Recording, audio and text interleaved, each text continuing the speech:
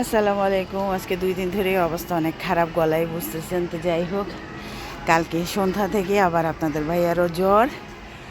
তো দুইজনে একসাথে অসুস্থ হয়ে এক অবস্থা।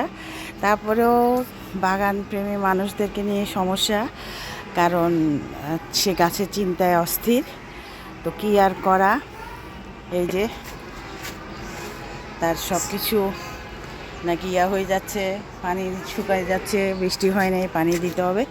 তখন সেই জন্য বাধ্য হয়ে এখন উঠতে হলো।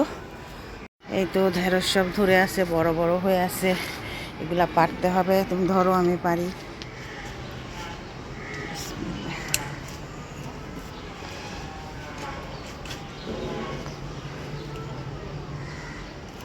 আর গোড়ার থেকে কাটো। গোড়া থেকে এটা তো নিয়ে পারতেছি, এটা থেকে হ্যাঁ, গোড়া ওই হয়ে যে যায়। আরেকটা আছে। মাশাআল্লাহ, অনেকগুলো হয়েছে কিন্তু এখন, না?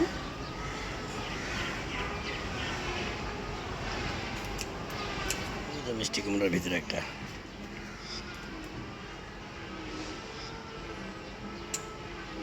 আছে, দেখে দেখে খুঁজে কেন না, এই যে বেগুন এগুলো থাক, বেগুন পরে। এখন বড় হোক। বেগুন বড় হোক। তো আরো আছে, আরো আছে। হ্যাঁ, আরো আছে, দিই নাই আমি।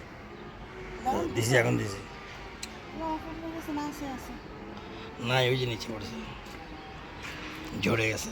তাহলে ওটা এমনি ঝরে যেত, এটা না। এই গাছে স্প্রে করার জন্য, পানি দেওয়ার জন্য এখন জ্বর একটু কমছে, সে উঠে আসছে। এবং তার সাথে আমাকেও আসতে হয়েছে ঠান্ডা কাশি নিয়ে, কারণ তার গাছ না হলে পানি শুকিয়ে গেলে গাছও মরে যাবে। তারপর পাতা কুচকাচ্ছে, স্প্রে দিতে হবে। যাই হোক, সে তার কাজ করতেছে আর আমি তাকে সঙ্গ দিচ্ছি।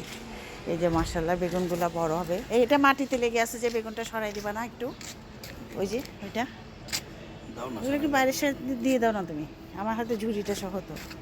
মাশাআল্লাহ, অনেকগুলো ধরছে না এটাতে? বাইরের দিকে দিয়ে দিলে বাস। হ্যাঁ, এই যে এই যে হচ্ছে মাশাআল্লাহ, এখানে বেশ কয়েকটা আছে।